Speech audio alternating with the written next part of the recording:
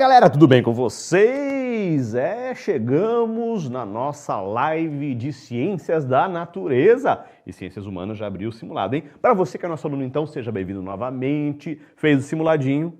Você sabe, né, que essa semana tivemos ali uma semana diferenciada. Então, vem comigo para Ciências da Natureza e vamos começar primeiro ano com ela.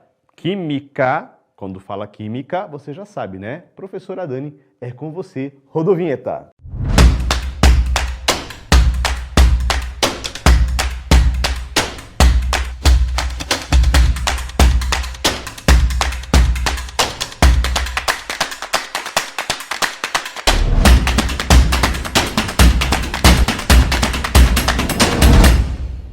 Olá pessoal, tudo bem? Boa noite, sejam bem-vindos a mais um Chave do Enem e aqui estamos nós para resolver mais alguns exercícios de Química. E aí, estão preparados? Pegaram seu material, sua listinha, fizeram os exercícios, tiraram suas dúvidas, anotaram suas dúvidas?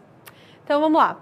Bora lá que eu já vou colocar aqui o meu primeiro exercício, lembrando que eu coloquei nessa ordem, tá? Vamos ver se o de vocês também está nessa ordem. Primeiro exercício exige ali um pouquinho, mas nada tão assim.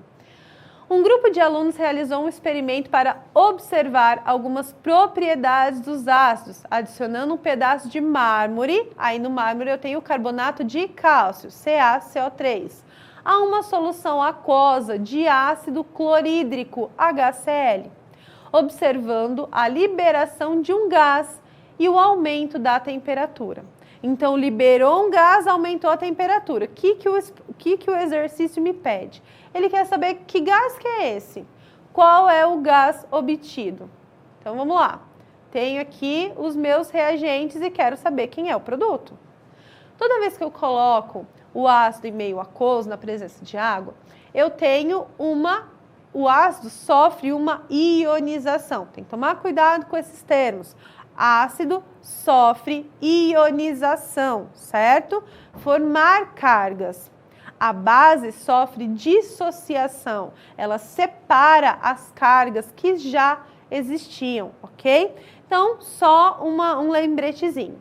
Quando eu coloco esse ácido na presença da água, eu libero íons H+, e também os ânions, ok? Então, olha lá, o HCl em meio aquoso, né, um monoácido, porque libera só um íon H+. Ele é um hidrácido, porque só tem o hidrogênio e o outro elemento, e na presença de água ocorre ali a sua ionização, ok? Bom, o carbonato de cálcio, ele é um sal, tá? O carbonato de cálcio, ele é um sal. Quando eu coloco esse sal sólido na presença de água, ele sofre a dissociação.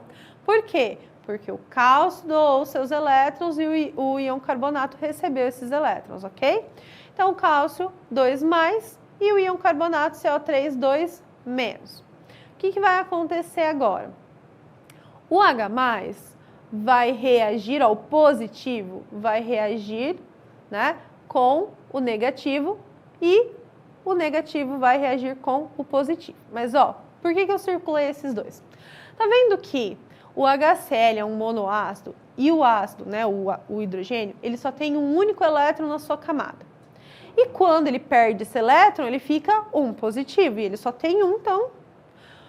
Para formar o carbonato de cálcio, eu precisei de apenas um átomo de cálcio. Por quê? Um átomo de cálcio é suficiente, ele tem elétrons suficientes para neutralizar, para suprir a necessidade ali do carbonato. Então, 2+, ó. O carbonato precisa de 2 elétrons, o cálcio tem esses 2 elétrons. O hidrogênio só tem 1. Então, o que acontece nesse processo? Quando eu vou reagir, quando os alunos colocaram o mármore no ácido, eu vou precisar fazer esse equilíbrio também das cargas, esse balanceamento. Então, eu coloquei o 2, eu vou precisar de duas moléculas de HCl para neutralizar uma do carbonato, ok? Para neutralizar um íon carbonato. Por quê? Porque eu preciso de 2H+, ok? Fazendo ali a troca dos cátions de lugar. Então, eu vou lá, era H, agora é Ca. Como eu tinha 2 Cls antes, eu passo a ter 2 Cls depois. Então, fica CaCl2, né? Cloreto de cálcio. Mais H2, né? CO3. Então, precisei de 2 hidrogênios para neutralizar o íon carbonato, ok? O que acontece aqui? Professora, mas eu reagi o ácido com o mármore, né? O carbonato de cálcio. E cadê o gás? Aí que tá. O gás, ele vai vir aqui, ó, da decomposição do íon carbonato.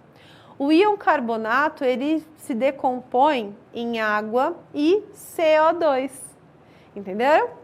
Então, eu vou formar um sal e vou formar um ácido. Só que esse ácido, o ácido carbônico, ele se decompõe muito fácil em água e CO2. Aqui está o gás que foi liberado, o CO2, ok?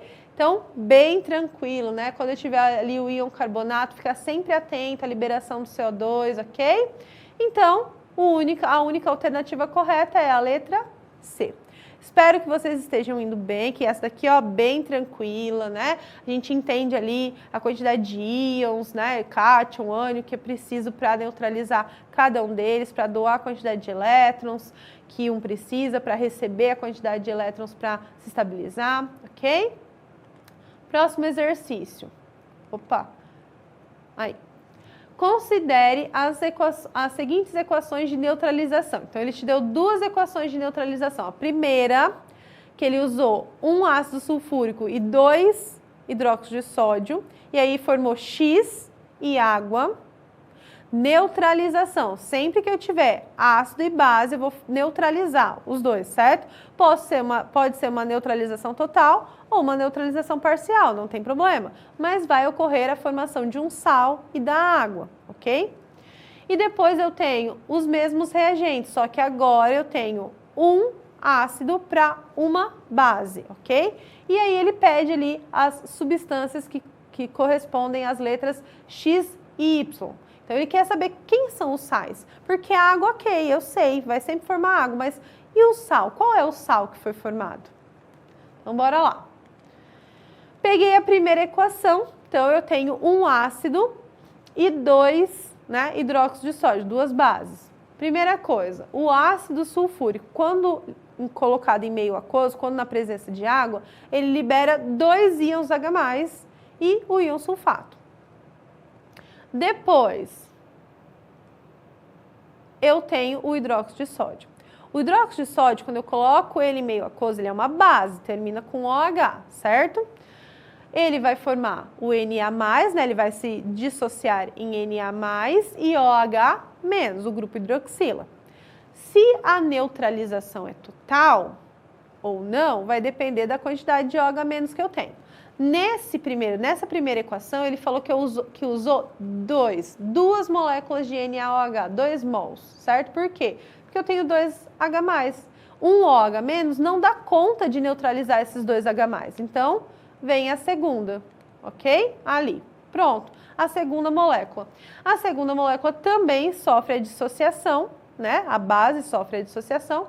E aí, agora sim, ó, eu tenho 2 OH- para neutralizar. Opa, deu uma travadinha aqui. Voltando, tudo bem, tá tudo certo. Travou e aí na hora que passou tudo de uma vez. Aqui, voltei, tá tudo certo. Vocês nem viram, não viram. Finge que não viu a resposta, tá tudo certo. Olha lá. Agora eu tenho 2 OH- e 2 H+, então eu consigo formar as 2 águas, certo? Pronto. O que vai acontecer? O que sobrou vai se unir para formar o sal. O que sobrou? 2 NAs e o íon sulfato. Pronto, olha lá. X é a combinação deles. Ok? Então, X, na verdade, ó, quando eu trocar eles de lugar, X é o Na2, porque foram 2, SO4, 1, certo? Só um SO4, só um íon sulfato. Tudo bem? Coloquei coloridinho para a gente entender ali de onde veio o hidrogênio, o sódio, né, a quantidade. Mas ele me dá uma segunda equação. E essa segunda equação é 1 para 1. É um ácido para uma base. E aí? Bom, o ácido sulfúrico, quando eu coloco em meio aquoso, libera 2 íons H+, isso não muda. O hidróxido de sódio, quando colocado em meio aquoso, libera 1 íon OH-, isso também não muda. Qual que é o problema agora? Eu tenho 2H+, e só um OH-, então eu tenho que trabalhar com aquilo que eu tenho, certo? Ele não falou que essa neutralização ela é total, e ela não vai ser, porque eu não vou conseguir neutralizar os 2H+. Então, o que vai acontecer aqui? Ó, formei a água, consumi um H+, mais o OH- e formei a água. O que sobrou? Sobrou o Na, sobrou o íon sulfato, mas também sobrou um H+. E aí eu vou juntar tudo isso. Então, o que acontece? Quando eu fizer a troca, né, dos cátions ali, eu vou formar, na verdade, ó, o H2. Então, um hidrogênio eu vou usar para formar a água, o outro hidrogênio vai ficar com o íon sulfato e com o sódio. E aí eu formo um sal ácido, porque nesse sal tem a presença do hidrogênio, do H+ do ácido. Então, ele é um sal de neutralização parcial. E aí, como eu tenho 2 cátions, é o bicarbonato de sódio, ok? Então, os produtos formados, né, é o sulfato de sódio e o bicarbonato de sódio. Bisulfato, olha, eu pensando no carbonato, bisulfato de sódio. Beleza? Tudo bem? Bora para a próxima? Essa daqui, vocês já viram a resposta? Não, não viram não. Vamos voltar lá, olha lá. Ele te deu ali, relacione corretamente os termos apresentados a seguir com as suas características ou definições, numerando a coluna 2 de acordo com a coluna 1. Aqui deu uma desconfigurada, então eu reescrevi, tá? Então tá aqui a coluna, né, o que a gente precisa. Então a primeira ele fala dos óxidos básicos. Então o que se enquadra, né? Qual dessas afirmativas está relacionada a um óxido básico? Contém 2 tipos de cátions? Não. Processo que envolve ácidos em soluções aquosas? Não, porque eu estou falando de óxido básico. Ocorre em uma reação de ácido-base? Não. Um só reagente dá origem a 2 ou mais produtos? Ou reage com a água produzindo uma base. Então, os óxidos básicos, eles recebem esse nome porque quando eu coloco esse ácido na presença de água, ele vai formar uma base, ok? Normalmente, esses óxidos são formados pelo oxigênio ligado a um metal. Segundo, reação de análise. Reação de análise, certo? Ou reação de decomposição. Quer dizer que eu tenho um único reagente e ele dá origem a 2 ou mais produtos, ok? Reação de análise, eu vou analisar tudo que eu tenho ali. Então, eu preciso mostrar tudo que eu tenho. Reação de decomposição, eu vou decompor. Eu tenho uma coisa só e ele vai se decompor em várias partes, ok? Então, um só reagente, 2 ou mais produtos. Sal duplo. Então, o sal duplo, né, ou sal misto, como aparece ali no livro de vocês também, é um sal que contém 2 tipos de cátions. Opa, peraí. Deu uma travadinha aqui. Aí. Pronto. Contém 2 tipos de cátions diferentes do H+, certo? Então, uma mistura ali de 2 cátions, né? Você tem um sal formado com 2 cátions e o ânion, ok? Depois, o pH, potencial hidrogênio iônico. Olha lá, potencial de hidrogênio iônico. O hidrogênio, quando ele está em forma de íons na questão dos ácidos, ele é o íon H+. Então, o pH, ele mede a concentração do íon hidrônio, que, na verdade, a gente faz relação ali, né, com o H+. O H3O+, o íon hidrônio, com o H+. Então, eu estou falando de ácido. Do pH, então, estou medindo ali a concentração do H+, do ácido, e, consequentemente, estou trabalhando com a escalinha do potencial hidrogênio iônico. 5. Neutralização. Neutralização é um processo, né, que ocorre, é uma reação que ocorre entre um ácido e uma base, certo? Nós acabamos de resolver o exercício anterior, neutralização parcial e total, ácido mais base, certo? É uma reação entre ácido e base. E só nos resta ali a ionização. Ionização é um processo que envolve ácidos em soluções aquosas, certo? Então, ó, ácido sofre ionização. Base, sal, dissociação, tá? Tudo bem? Então, a única sequência correta aqui para nós é a letra C. E aí, como vocês estão indo? Conseguiram resolver? Deu tudo certo? Foi tranquilo? Eu acredito que sim, né? Tá bem, né? Bem de boa. Não tem cálculo ainda, né? A gente só tá interpretando. Tem bastante informação? Tem, mas tá tranquilo, né? Vamos lá para a nossa questão. Ó, aqui ele fala assim, indique a sequência que representa as reações de síntese.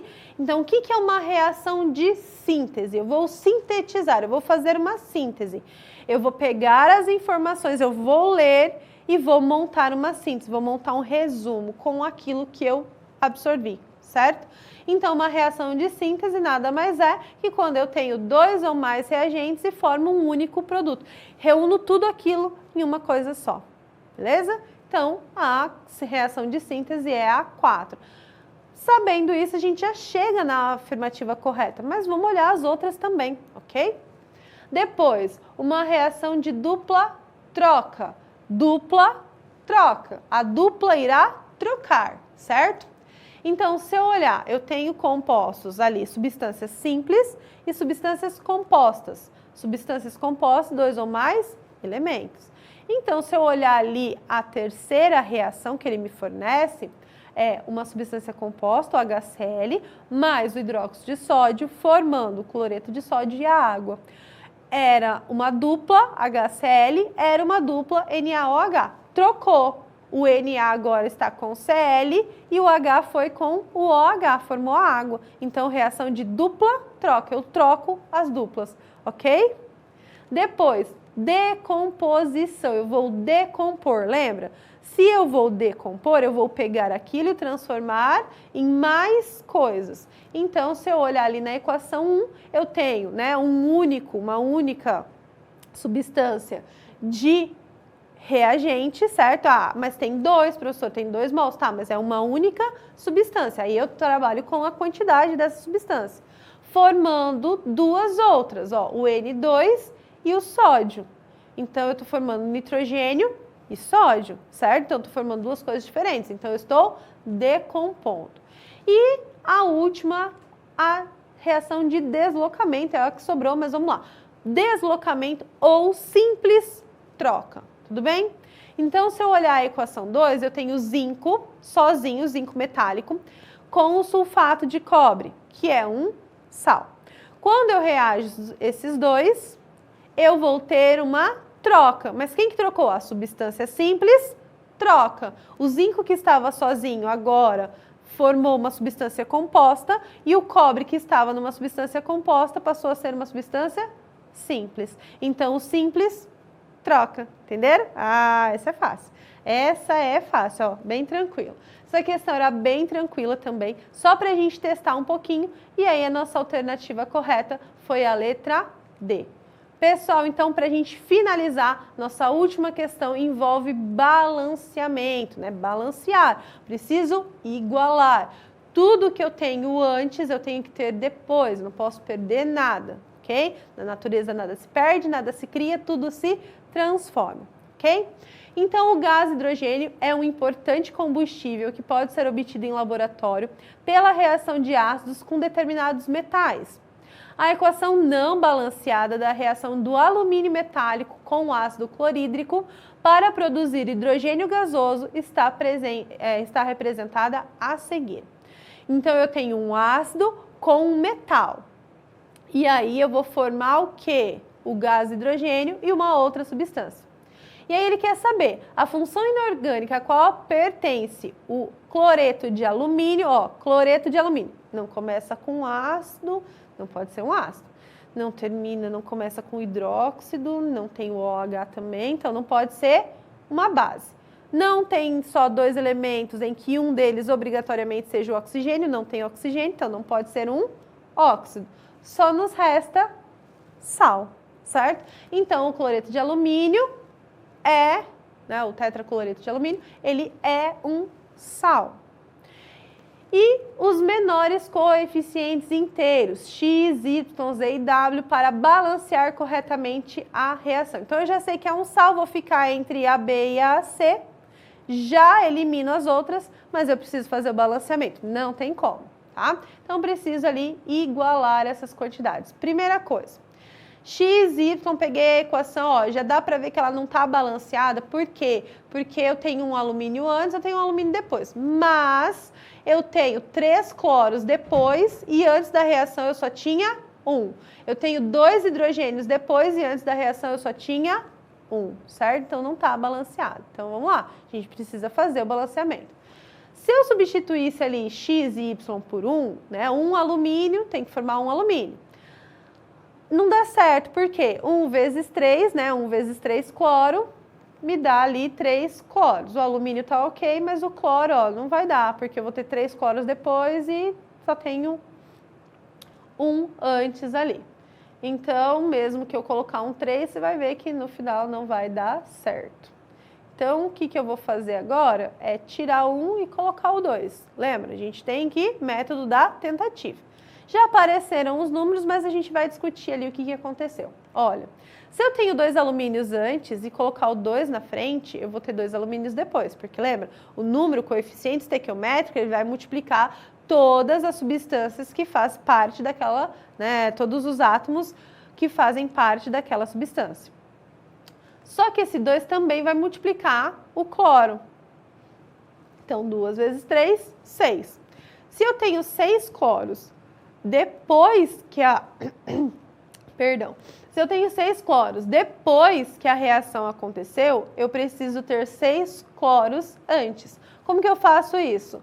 Quando eu colocar ali os 6 ali na frente. Só que eu tenho que lembrar que esse 6 não vai multiplicar só o cloro, ele multiplica também o hidrogênio. E quando eu fizer essa multiplicação, ó, lá no gás hidrogênio que é formado, eu vou colocar o número 3 na frente, porque 3 vezes 2, 6. E aí, ó, eu tenho 2 alumínios antes, 2 alumínios depois. Tenho 6 átomos de cloro, né? 6 cloros depois da reação, tenho 6 cloros antes da reação.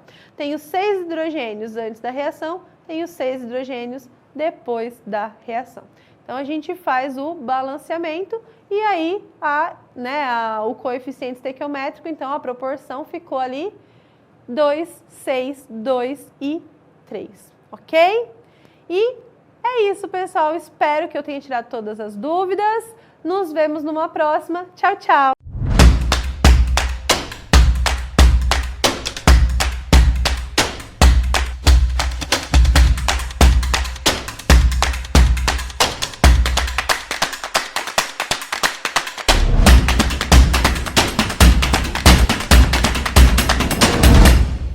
E aí mandaram bem em Química! Que legal, que legal, que legal! Você sabe, hein? Desde o primeiro ano aqui, se preparando para vestibulares e Enem, você de todo o Brasil, você aqui que está nos acompanhando no dia a dia, lembrando, lá no seu ECLES já está liberado Ciências Humanas, semana que vem a gente fecha esse ciclo e vem a novidade por aí. No próximo ciclo nós teremos uma forma de conversar um pouco diferente, uma atitude de estudo diferente para a aula ficar mais interessante para você. Eu tenho certeza que você vai gostar. Para você que está chegando agora também, não se esqueça, hein? Estamos aqui no canal da Educação Adventista Brasil e também no @chave do Enem. Curta aqui embaixo, compartilhe com mais pessoas. Olha o nosso playlist, quer estudar para a prova, quer estudar fora deste horário? Vai lá, a nossa playlist está recheada de conteúdos. E para você que é aluno nosso, lembrando, no ECLES também tem aulas curtas, hein? Todas as aulas curtas disponíveis para você lá no seu ECLES. Sem mais demoras, então, vamos para o nosso horário de Física. Falou em física? É professor Michel na veia. Então, rodou a vinheta, professor, é contigo.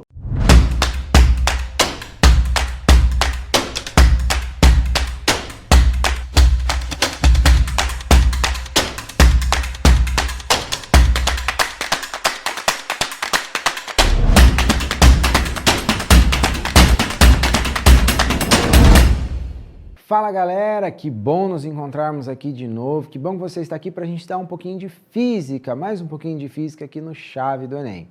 Hoje nós vamos conversar um pouquinho sobre energia mecânica e as formas como ela se apresenta e se comporta. Essa é a nossa discussão de hoje, então já vamos para a nossa primeira questão. Nossa questão diz assim: Estudos apontam que o meteorito que atingiu o céu da Rússia em fevereiro de 2013 liberou uma energia equivalente a 500 quilotoneladas de TNT, que é trinitrotolueno, cerca de 30 vezes mais forte que a bomba atômica lançada pelos Estados Unidos em Hiroshima, no Japão, em 1945. Os cálculos estimam que o meteorito estava a 19 km por segundo no momento em que atingiu a atmosfera e que seu brilho era 30 vezes mais intenso que o brilho do Sol. Olha só que coisa, hein? Um meteorito fortíssimo aí caindo lá nos céus da Rússia em 2013. Bom, aí vem a pergunta: a energia liberada pelo meteorito ao entrar na atmosfera terrestre é proveniente principalmente... Bom, primeira coisa para a gente conversar é essa ideia de energia, né? O que é essa manifestação chamada de energia? A definição, a ideia de energia, ela é bastante abstrata. E, inclusive, o conceito que a gente tem sobre energia, ele é um conceito que vai jogando de um lado para o outro. Quer ver só? A gente diz que energia é a capacidade de realização de trabalho. E trabalho é a energia gasta por uma força no deslocamento de algum objeto, de um corpo. Então, trabalho mecânico, né?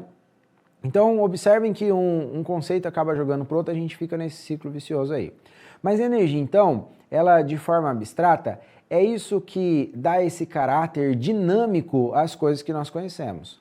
Então, para que um movimento aconteça, e aqui eu já estou restringindo a ideia de energia, a ideia mecânica de energia, para que um movimento aconteça, é necessário que haja esse ente chamado de energia, que faz com que esse movimento aconteça. Essa energia, ela se manifesta durante o movimento, mas mesmo antes do movimento acontecer, ela pode estar armazenada em alguma forma que será usada para que esse objeto se movimente. Então, ela é esse ente que transmite essa característica dinâmica para as coisas.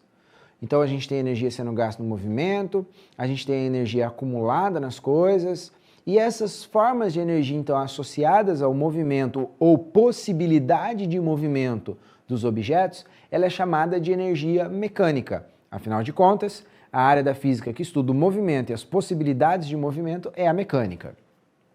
Então, essa forma de energia ela é chamada de energia mecânica. Acontece também que essa entidade chamada energia, ela não surge, ela não pode ser criada nos fenômenos, assim como ela também não se esvai. A gente não deixa de existir essa energia. Entretanto, ela consegue se transformar de um tipo em outro. Então, a energia que estava armazenada para o movimento, ela consegue ser transformada em energia do movimento. Energia do movimento pode ser transformada em outra forma de energia que talvez nem faça parte do movimento. Por exemplo, pode ser transformada em energia térmica, energia elétrica, que é movimentos elétrons. Então, a gente tem transformações de energia. Uma energia vai transformando um tipo e outro de maneira que a quantidade global de energia se mantém sempre constante, se mantém a mesma.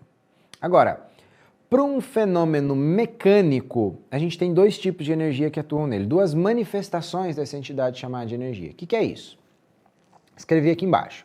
A energia mecânica ela é a soma da energia cinética com a energia potencial. Energia cinética é a energia do movimento em si. Então, se algo está em movimento, ele tem essa entidade chamada energia. Ele tem energia contida nele, ok? Ele está utilizando essa energia no movimento dele.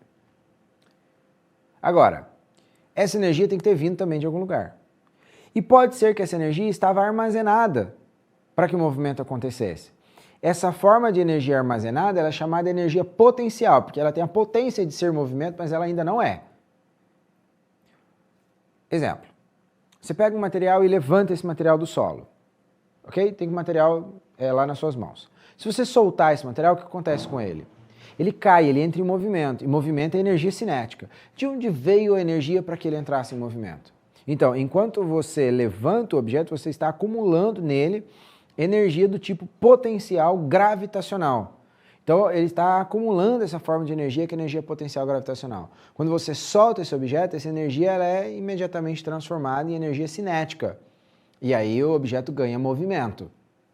Então, observe, a gente tem é uma transformação energética aqui, energia acumulada, potencial gravitacional, que é transformada em energia cinética. Uma forma de energia sendo transformada em outra. Então, conforme o objeto vai descendo, ele vai perdendo energia potencial gravitacional. Porque a energia potencial gravitacional, ela depende da altura de onde esse objeto está. Quanto mais alto ele está, maior a energia potencial gravitacional dele. E ele vai transformando essa energia potencial cada vez em mais energia cinética. E energia cinética é energia do movimento, o que significa que quanto mais energia cinética ele tem, maior é a velocidade dele. Então, conforme ele vai caindo e perdendo energia potencial, ele vai ganhando energia cinética. Estou pensando nesse exemplo desconsiderando resistências do ar, tá bom? E outras formas de dissipação de energia. Então, se eu desconsidero que exista alguma outra forma de energia sendo dissipada, isso é, se perdendo, do tipo atrito com o ar que está gerando ali algum tipo de reação térmica, alguma coisa, não tem, eu só tenho energia potencial sendo transformada em cinética, então a gente tem conservação da energia mecânica, isso é, a quantidade global, a quantidade total de energia mecânica se conserva, ela só se transforma de potencial em cinética, de cinética em potencial e vice-versa, ok? Então ela vai se transformando de um tipo e outro. Outra forma de energia, por exemplo, peguei lá um elástico, estiquei o elástico. Se eu solto, esse elástico vai sair voando. Então, quando eu estou esticando o elástico, eu estou criando nele, estou cedendo a ele, ele está acumulando energia potencial elástica. Agora não é mais gravitacional, é elástica. Porque eu estou deformando esse objeto elástico e ele tem a tendência de voltar para o estado original dele. Quando eu solto, então, além dele voltar para o estado original, essa dissipação de energia faz com que esse objeto se movimente, ganhando energia cinética. Então, a gente está transformando energia potencial elástica em energia cinética. Se a gente considera também atritos, etc., a gente tem uma conservação da energia mecânica. Ela está se conservando, a quantidade total de energia mecânica está se conservando. Bom, é sobre isso. Essa ideia que está aqui falando desse meteorito. Então, o meteorito ele está vindo de fora da Terra com uma velocidade absurda ali, ó, 30 km por segundo, né? Mais ou menos, 19 km por segundo, perdão. 19 km por segundo esse meteorito está vindo. Quando ele bate na atmosfera da Terra, então ele libera uma grande quantidade de energia. Mas que energia é essa que ele estava carregando com ele?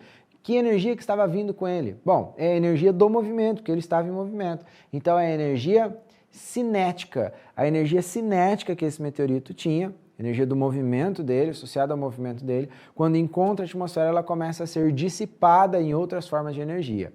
Aqui, nesse caso, como nós temos um atrito muito violento com a atmosfera e com o ar, essa energia ela não conserva energia mecânica. Ele vai perdendo essa energia cinética, vai perdendo energia potencial porque ele está caindo e ele vai transformando essas formas de energia em outras formas, em luz, em calor, né? Então vai dissipando em outras formas. Tanto é que ele teve ali um brilho muito intenso, né? E liberou uma quantidade absurda ali de energia. Ok? Tranquilo, né, essa ideia? Então, vamos analisar algumas situações em que essas ideias podem aparecer? Então, vamos ver aqui nossas questõezinhas sobre essa ideia, então, de energia mecânica. Um automóvel em movimento uniforme anda por uma estrada plana quando começa a descer uma ladeira, na qual o motorista faz com que o carro se mantenha sempre com velocidade escalar constante. Durante a descida, o que ocorre com as energias potencial, cinética e mecânica do carro? Então, observe. Conforme um objeto cai, ele perde energia potencial e ele ganha energia cinética. Então, a associação que a gente diretamente é tentado a fazer é que se o carro está descendo a ladeira, ele está perdendo energia potencial e ganhando energia cinética. Só que aqui tem um detalhe capcioso aqui para a gente prestar atenção, que é o seguinte. O motorista faz com que o carro se mantenha sempre com velocidade escalar constante. Aqui a gente tem o pulo do gato para essa questão. Por quê? Porque se um objeto cai, é verdade, ele está perdendo energia potencial e está transformando ela em energia cinética. Entretanto, ganhar energia cinética significa aumentar a velocidade. Então, nesse exemplo que eu dei do objeto caindo, ele está em um movimento variado, acelerado. Ele está ganhando velocidade. Aqui o carro está descendo, então é fato que ele está perdendo energia potencial, porque se ele está numa ladeira e ele está descendo, ele está perdendo energia potencial. Entretanto, a velocidade se conserva constante. Se a velocidade se conserva constante, então essa energia potencial ela não está sendo transformada em energia cinética. Porque a energia cinética não está variando, não está mudando. Se a energia cinética mudar, então a velocidade necessariamente também muda. Bom, então para onde está indo essa energia? Se o carro está descendo a ladeira com velocidade constante, então o motorista precisa acionar os freios para que isso aconteça. Então, essa energia está sendo dissipada na forma de calor lá nas pastilhas de freio, por exemplo. Que não é uma forma de energia mecânica. Então, o que está acontecendo com o total de energia mecânica? A energia mecânica é a soma da energia potencial com a energia cinética. A energia cinética está se mantendo constante, não está mudando. Mas a energia potencial está diminuindo. Então, a soma das duas coisas está acontecendo o quê? Também está diminuindo. Então, a gente chega à conclusão que, nesse quesito aqui, a energia mecânica diminui, a cinética se mantém constante e a potencial também diminui, potencial gravitacional diminui. Potencial gravitacional diminui porque ele está descendo e sempre que alguma coisa desce, energia potencial gravitacional diminui. Energia cinética se mantém constante porque ele está em velocidade constante e a energia mecânica diminui porque a energia mecânica é a soma da potencial com a cinética e a potencial está diminuindo, então automaticamente a mecânica também vai diminuir. Beleza? Questãozinha bastante interessante essa daqui, não é? Vamos continuar, vamos ver outras nesse sentido aí da nossas ideias de energia. Então, observe a situação descrita na tirinha. Na tirinha ali a gente tem um menininho que está com arco e flecha na mão e tem alguém amarrado lá na árvore, olha só, com a maçã em cima da cabeça. E ele pega o arco e flecha e acerta a flecha, então, na maçã lá acima da cabeça da pessoa. Aí vem a pergunta, assim que o menino lança a flecha, há transformação de um tipo de energia em outro. A transformação nesse caso é de energia, então que tipo de energia está sendo transformada em que tipo de energia? Potencial elástica em energia gravitacional? Gravitacional em energia potencial? Potencial elástica em energia cinética? Cinética em potencial elástica? Gravitacional em energia cinética. Então a gente tem várias sugestões aí de transformações que podem acontecer. Mas o fato é que o garoto pegou o arco e flecha. Quando ele estica o arco e flecha, ele está pegando da energia dele, né, a energia que está presente ali no corpo dele, e ele está transferindo isso para esse arco e flecha, deformando o arco e flecha e provocando ali energia potencial gravitacional, não, desculpa. Energia potencial elástica da deformação desse arco. Então você tem energia acumulada ali no elástico desse arco. De que forma? Potencial. Por quê? Porque ela ainda não é movimento, mas pode vir a ser. Então ela é potencial do tipo elástica, porque ele subiu ou desceu alguma coisa? Não, ele apenas deformou o elástico. Então energia potencial do tipo elástica. Quando ele solta, o que acontece? O arco volta ao seu estado original e a flecha é arremessada. Bom, arremessar ela ganhou movimento, criou-se movimento. Então a energia que estava armazenada na forma potencial elástica no arco, ela foi imediatamente transformada em energia, muito bem, energia do movimento. Energia do movimento se chama energia, isso aí, energia cinética. Então aqui nós temos energia potencial elástica que é transformada em energia cinética. Está aqui a nossa transformação energética da vez. Muito bem, você já está pegando o jeito, hein? É isso aí, estou gostando de ver. Vamos então para a nossa próxima. Olha lá, temos aqui uma mochila geradora de energia. Que negócio é esse? Diz assim o quadrinho. O sobe e desce dos quadris faz a mochila gerar eletricidade. Olha, curioso, a gente tem ali um compartimento de carga, molas e um gerador. E conforme o movimento vai acontecendo aí da caminhada, essa mochila ela vai gerando energia. Olha que legal, para você ter energia para carregar o celular aí numa trilha, num acampamento, né? Olha que curioso. A mochila, número 1, tem uma estrutura rígida semelhante à usada por alpinistas. Mochilinha grande. Segunda coisa, o compartimento de carga é suspenso por molas colocada na vertical. Informação 3. Durante a caminhada, os quadris sobem e descem, em média 5 centímetros. A energia produzida pelo vai e vem do compartimento de peso faz girar um motor conectado ao gerador de eletricidade. Então, você está andando, o quadril sobe e desce, sobe e desce, sobe e desce, e esse vai e vem produz uma certa energia que faz girar um motor que está ali acoplado na mochila. Beleza. Com o projeto de mochila ilustrado acima, pretende-se aproveitar na geração de energia elétrica para acionar dispositivos eletrônicos portáteis. Então você tem aí um carregador portátil que não precisa ser carregado, né? Ele é autocarregável. Parte da energia desperdiçada no ato de caminhar. As transformações de energia envolvidas na produção de eletricidade, enquanto uma pessoa caminha com essa mochila, podem ser assim esquematizadas. As energias 1 e 2, representadas no esquema acima, podem ser identificadas respectivamente como... Então você tem ali o movimento da mochila. Ó. Quadril subindo é energia potencial, já está descrito ali. Quadril descendo é perda dessa energia potencial. Para onde vai essa energia potencial? Vai ser transformada em alguma coisa. Que coisa? E depois essa coisa vai ser transformada em outra forma de energia. Qual é essa outra forma de energia que a gente está interessado em produzir ali? E aí? Bom, então o que acontece aqui? Se a gente tem energia potencial, ela está sendo transformada em outra forma de energia.